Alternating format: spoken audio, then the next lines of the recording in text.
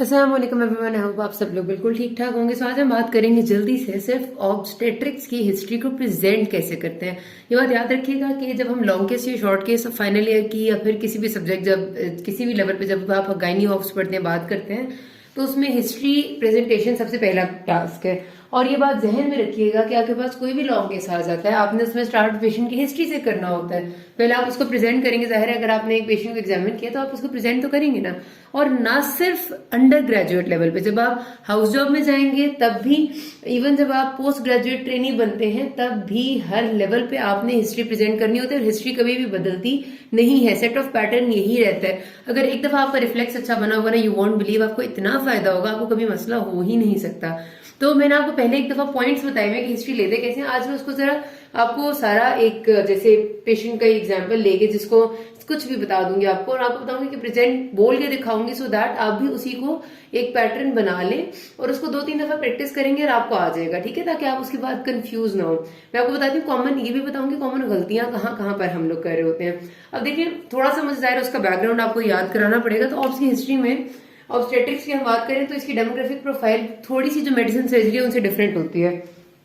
Different इस sense में कि इसमें हमने जो बाकी कॉमन चीजें हैं कि पेशेंट की नेम, एज, उसका जाहिर सी बात है मैरिटल स्टेटस को चलो बाद में कहते हैं, उसकी नेम, एज, हस्बैंड नेम, उसके बाद उसकी एजुकेशन क्या है, ऑक्यूपेशन क्या है, और जो हम कहते हैं उसका एड्रेस। नॉर्मली हम ये चीजें पूछ लेते हैं और साथ उसकी कोई और एक आध बात हो तो। लेकिन यहाँ पर हमारे पास बहुत इंपॉर्टेंट चीज होती है। एक तो ये husband's name, very very important, ठीक है, जो ऑब्स के जितने केसेस होते हैं। उसके अलावा पेशेंट की मैरिड फॉर, के कितने अरसे से मैरिड है या नहीं है। ज़ाहिर है ऑब्स्टेट्रिक्स की पेशेंट है तो वो मोस्ट प्रॉब्ली मैरिड होगी, कितने अरसे से है।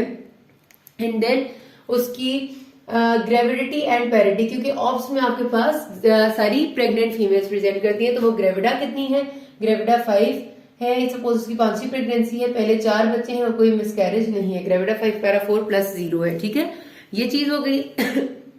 और उसके बाद क्योंकि वो प्रेग्नेंट फीमेल आपके पास प्रेजेंट की है तो उसकी लास्ट मेंस्ट्रुअल पीरियड की डेट, अब एलएमपी के पेशेंट्स को नहीं याद होती है हमारी सेटिंग में, खास तौर पे किसी को सर्टनली याद है तो लिखें, अगर नहीं याद तो कहती है कि मुझे सही से नहीं याद, मुझे अंदाजा है कि मेरा 4था महीना चल रहा है, तो आप लिख देंगे इसके आगे अनश्योर ऑफ डेट्स, खुद से अंदाजा नहीं लगाना, यूएसओडी मींस अनश्योर ऑफ डेट्स, और आगे लिख देंगे कि 4th मंथ अप्रोक्सीमेटली, ठीक है।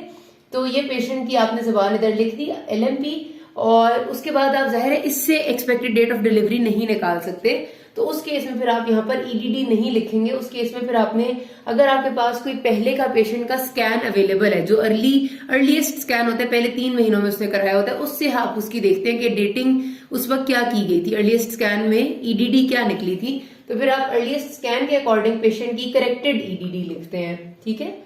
करेक्टेड ईडीडी का मतलब होता है कि अर्लीस्ट स्कैन जो अवेलेबल है उसके मुताबिक, क्योंकि जब आप स्कैन मशीन में पेशेंट के पैरामीटर्स लेते हैं, उसका बायपैरेटल डायमीटर लेते हैं, तो वो आपको एक एक्सपेक्टेड डेट ऑफ डिलीवरी बताती है, तो उसके अकॉर्डिंग जो भी होगी वो आप लिख देंगे। और अगर पेशेंट को अपनी डेट अच्छे से याद है तो फिर आपने यहाँ पर लिख देना, सपोज 13 मार्च थी 2021, और उसके अकॉर्डिंग आपने ईडीडी निकाल लेंगे, और ईडीडी आपको पता है 9 मंथ्स प्लस 7 डेज है, तो वो आप करके निकालेंगे। तो ये चीजें हैं जो कि आपने इसकी डेमोग्राफिक प्रोफाइल में लाजमी रखनी है और इसी तरह इसको प्रेजेंट भी करना है। पहले देख लेते हैं लिखना क्या, फिर मैं आपको बोल के बाकायदा बताती हूँ। अच्छा, फर्स्ट सेमेस्टर में आप सबको ये बात शायद अब हिफ्ज भी हो गई होगी कि हमने जो सवाल करने हैं पेशेंट का डेटिंग स्कैन या बुकिंग स्कैन, जो उसने पहले 3 महीनों में जब भी पहला विजिट हॉस्पिटल को किया है।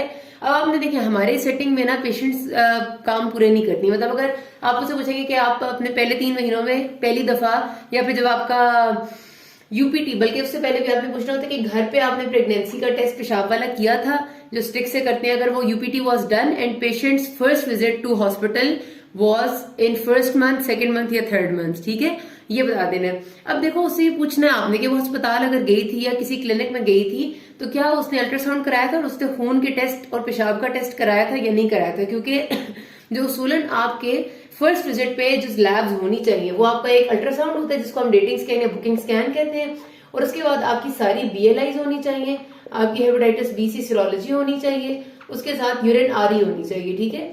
ये वो चीजें हैं जो कि आपके फर्स्ट विजिट की एक रिक्वायरमेंट है, और उसके साथ एक ब्लड ग्रुप, यस लाजमी। तो आपने अब मरीज कई बार ऐसी करनी है ना कि चली जाती हैं किसी घर के पास वाले क्लिनिक पे, हमने दिखा दिया था जाके और उन्हें अल्ट्रासाउंड किया था और उसने कहा था कि हमल है, लेकिन खून के टेस्ट तो हुए ही नहीं ना, पेशाब का कोई टेस्ट हुआ, तो इस केस में फिर आप नहीं कह सकते कि उसका फर्स्ट विजिट या बुकिंग स्कैन हुआ था और उसके बाकी टेस्ट हुए थे। आपने बताना है तो आपने पूछना है पहले पेशेंट से कि क्या उसकी दोनों चीजें। कई बार पेशेंट्स कहती है मैं अस्पताल क्लिनिक पे गई थी लेकिन टेस्ट तो कोई भी नहीं कराया, अल्ट्रासाउंड भी नहीं कराया, तो फिर तो कोई फायदा ही नहीं, फिर उसका क्या फायदा है हॉस्पिटल या क्लिनिक जाने का। और कुछ पेशेंट्स से दोनों चीजें कराई होती है तो यू हैव टू मेंशन, ठीक है। अच्छा, यूपीटी हो गया, रेटिंग स्कैन हो गया, फॉलिक एसिड इनटेक का पूछना होता है। और एक सवाल है जो आपने हर ट्राइमेस्टर में पूछना है कि history of any fever, flu, rash और पीवी ब्लीडिंग, स्पॉटिंग या फिर कोई पीवी लीकिंग थी, ठीक है। डिस्चार्ज मतलब fever, flu, rash, any PV discharge या फिर कोई और स्पेसिफिक कंप्लेन जो वो खुद बताना चाहे इस ट्राइमेस्टर में हुई। फीवर, फ्लू, रैश वगैरह इतने इंपॉर्टेंट होते हैं ताकि हमने टॉर्च इन्फेक्शन को रूल आउट करना होता है। अगर कोई उससे ऐसा इन्फेक्शन हुआ था तो फिर हम उसकी डिटेल में जाते हैं, अदरवाइज नहीं। अच्छा, उसके बाद सेकेंड ट्राइमेस्टर में भी आप सबको पता है कि इसमें भी आपने जो इंपॉर्टेंट चीज है वो पूछनी है। एक तो क्विकनिंग कब स्टार्ट हुई, यानी फीटल मूवमेंट से कब फील होना शुरू हुई थी। दूसरी इंपॉर्टेंट चीज होती है सेकेंड ट्राइमेस्टर की कि उसने अपना एनोमली स्कैन कराया ही नहीं कराया, बड़ी मशीन वाला अल्ट्रासाउंड। और अक्सर मरीजों को इस तरह पता होता है कि वो अल्ट्रासाउंड कराया था जिसमें बच्चे में नुक्स देखते हैं, तो वो अल्ट्रासाउंड कराया या नहीं। एंड तीसरी चीज होती है आपकी इसमें इंपॉर्टेंट कि उसने ओरल हेमेटेनिक्स लेना शुरू की, यानी जिसमें आपकी कैल्शियम एंड आयरन आती है, ठीक है, क्योंकि आप सेकंड ट्राइमेस्टर में स्टार्ट करते हैं। फिर यही वाला सवाल आ जाएगा। थर्ड में भी आप सबको पता है कि you have to ask about ultrasound दोबारा, यानी ग्रोथ स्कैन आपका जो थर्ड में होता है 32 to 34 वीक्स के अराउंड होता है। अच्छा, ग्रोथ स्कैन के बाद आपने इससे पूछना होता है टेटनस के इंजेक्शंस, पट्टे में टीके लगे थे 7वें और 8वें महीने में, क्योंकि हमारी सारी औरतों को टेटनस का अक्सर नहीं पता होता तो पट्टे वाले टीका को पूछ लेते होते हैं हम टेटनस के इंजेक्शन का। और टेटनस वैक्सीनेशन के बाद जो तीसरी चीज है बाकी वही, और हेमेटेनिक्स का पूछेंगे, fever, flu, rash, PV discharge, spotting का, ठीक है। और यस कि ये लाजमी पूछना होता है कि फीटल मूवमेंट्स फील ठीक हो रही है या नहीं हो रही। ओके जी, ये होगी हमारी हिस्ट्री जो आपको पहले से आती थी। अब इसमें हमने पेशेंट की प्रेजेंटिंग कंप्लेन जो भी होती है उसको फिक्स करना होता है। Suppose patient presented to us in third trimester at 9th month of pregnancy, बेहतर होता है मंथ्स की बजाय वीक्स बताएं, एट 34 वीक्स, 36 वीक्स, क्योंकि आपने गेस्टेशनल एज, यहाँ तो मैं भूली कि गेस्टेशनल एज भी आपने लिखनी है कि अभी वो कितनी एज पे है। जितने वो उसकी LMP होगी उसके साथ आप उतने वीक्स उस पर ऐड कर दें आज की डेट में, तो आपको गेस्टेशनल एज का पता चल जाएगा, ठीक है। अच्छा, सपोज उसकी LMP थी 19th ऑफ मार्च, 19th मार्च, और आज के दिन डेट है सपोज करते हैं अक्टूबर की 19th, तो आप 19th मार्च से 19 अक्टूबर खुद ही रफली अंदाजा लगा लें कि कितने महीने गुजर गए हैं। आपको पता है इसमें कि जब हमने वीक्स के हिसाब से करना होता है तो हर 3 मंथ्स में एक हमारा अंदाजा है ना कि एक महीने में 4 हफ्ते होते हैं, ऐसे 4 वीक्स, लेकिन पूरे 4 तो नहीं होते ना, क्योंकि 4 हफ्ते में तो 28 दिन होते हैं और कुछ महीने 30 के होते हैं, कुछ 31 के होते हैं। तो हमारा ये होता है ऑफ्स में कि हम ये करते हैं कि जब 3 महीने है ना तो 3 मंथ्स में उसूलन एक इस हिसाब से देखा जाए तो बनने चाहिए 12 वीक्स, लेकिन हम 12 वीक्स प्लस 1 कर देते हैं, हर 3 मंथ्स में एक वीक ऐड करते हैं, 12 वीक्स प्लस 1, 12 वीक्स प्लस 1। तो अगर एक पेशेंट मेरे पास आई जिसको देखने में 6 महीने हो गए हैं तो उसके वीक्स कितने हुए होंगे, 12 प्लस 12 24, 25 एंड 26 वीक्स, ठीक है। ये लंबा मतलब बहुत आसान से तरीका, होपफुली समझ आ गया। नहीं आया होगा तो पूछ लेना, मैं दोबारा किसी और वीडियो में बता दूंगी कि गेस्टेशनल एज को कैसे कैलकुलेट करते हैं। अच्छा जी, तो आपने बता दिया कि patient presented to us on 36 weeks of pregnancy with PV leaking, per vaginal leaking, ठीक है, लीकिंग ऑफ लाइकर, मतलब जाहिर है जिसको क्लियर बानी है, फिर पर वजाइनल ब्लीडिंग या पर वजाइनल स्पॉटिंग, जो भी कंप्लेन होगी वो आपने इधर फिक्स करनी है। उसके बाद आ जाएगी उसकी past obstetric history. Past obstetric history में आपने उसकी जितने भी पिछली प्रेगनेंसीज होंगे उनके बारे में जो हेडिंग्स होती है ना वो ये होती है कि उसकी बच्चे की सीरियल नंबर लिखते हैं हम, कितनी प्रेगनेंसीज थी, और उसका जो अगर उसे डेट एग्जैक्टली याद है आखिरी प्रेगनेंसी की तो अच्छी बात है, यानी उसका बच्चा कब पैदा हुआ था, वरना उसे पूछना है कितने साल का था, या अगर उसका मिस कैरेज था तो कितना अरसा पहले था। सपोज 7 साल पहले हुआ था पहला बच्चा, जो कि कितने वीक्स ऑफ प्रेगनेंसी थी वो टोटल, अगर वो पूरे 9 महीने पे पैदा हुआ था तो आप लिख देते हैं फुल टर्म प्रेगनेंसी। उसके बाद वो कहाँ पर हुआ था, घर पे था या किसी हॉस्पिटल में, जिधर भी उसका नाम लिखना है। And what was the method of delivery, SVD थी, सेक्शन था, या SVD विद एपिजियोटमी थी, ठीक है। कोई कॉम्प्लिकेशन हुई हो उसकी ड्यूरिंग लेबर वो यहाँ पर स्पेसिफिक मेंशन कर देते हैं। जैसे अक्सर लोगों का सेक्शन होता है तो मुझे सेक्शन क्यों होता है, तो वो कहते हैं कि बच्चे की धड़कन खराब हो गई थी, कुछ कहती हैं बच्चा उल्टा था, कुछ कहते हैं कि मुझे मेरा पानी बच्चे के गिर्द कम था। तो कॉम्प्लिकेशन क्या होगी आप यहाँ लिख देंगे कि अगर CTG, वो कहती है धड़कन खराब थी तो लिख देंगे नॉन रिएक्टिव CTG, ठीक है। अगर वो कहती है पानी कम था तो ओलिगोहाइड्रोएमनियोस है। अगर वो कहती है कि बच्चे की हरकत कम हो गई थी तो फीटल डिस्ट्रेस लिख देंगे, डिक्रीज फीटल मूवमेंट। तो इस तरह से आपने कॉम्प्लिकेशन लिखनी है। फिर उसके बाद अभी बच्चे का स्टेटस क्या है, हेल्दी अलाइव है, और ब्रेस्ट फेड एंड इम्यूनाइजेशन हुई थी या नहीं हुई थी। ठीक है, इस तरह 1 2 3 का। अगर कोई प्रेग्नेंट बीच में मिस कैरेज था तो उसको लिख देते हैं कि सपोज वो कहती 2 साल पहले एक मिस कैरेज हुआ था, घर पे ही हुआ था, और उसके बाद कोई सफाई हुई थी अंदर की या नहीं, ये पूछना होता है। तो 2 साल पहले हुआ था, घर पे हो गया था, तो मिस कैरेज है। और डॉक्टर को चेक कराया था आपने, हाँ कराया था, सफाई तो नहीं हुई थी, नो ईआरपीसी नन। ठीक है, बस ये इस तरह मेंशन कर देना होता है।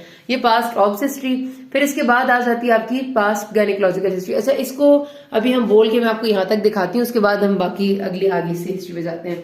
तो पेशेंट प्रेजेंटेड टू मी, या फिर हम करते हैं my patient Ayesha, 26 years old female, wife of जो है, सॉरी कोई नाम कुछ भी कर ले, वाइफ ऑफ फलाना, educated till matric, housewife by occupation, married for 4 years, gravida 5 para 4+0 at with LMP of 19th March 2022 and expected date of delivery of the patient is, अभी मैंने कैलकुलेट नहीं किया, अंदाजन बोल रही हूँ, ठीक है, 26 December 2022 and she is at gestational age of 26 weeks, presented to me in OPD today. अच्छा, या presented to me in OPD on 25th of October 2022. अच्छा, in her first trimester, she did her UPD and her dating scan was done in 3rd month according to the patient, and her all BLIs, hepatitis BC serology and urine RE was done. She took folic acid regularly and there was no history of fever, flu, rash, PV discharge or PV leaking. ठीक है. In second trimester, her quickening started at 5th month, या 20 weeks of pregnancy, and normally scan was not done, and she took iron and calcium with poor compliance. There was no history of fever, flu, rash, PV discharge or any other specific complaint. In her third trimester, she didn't go for any scan, और मतलब हम कह देते हैं ना जो भी है ग्रोथ स्कैन नहीं हुआ था, and she had her tetanus injections in 7th and 8th month. अच्छा, मेरी पेशेंट तो 26 वीक्स पे, तो थर्ड ट्राइमेस्टर आएगा ही नहीं, मैं वैसे बता रही हूँ। Her fetal movements were normal and now she presented with pervaginal leaking at 36 weeks of pregnancy. ठीक है, बस ये छोटी सी हिस्ट्री थी। Past ops में there are 2 pregnancies. Her first child is 7 years old who was born full term in Holy Family Hospital by vial over section cesarean section due to fetal distress, and now the child is alive and healthy. And she had another miscarriage 2 years back, which was on 3rd month of pregnancy. It was a miscarriage and it was not followed by ERPC. यूं हो गया। ठीक है, बाकी हम अगले part में देखेंगे। Thank you.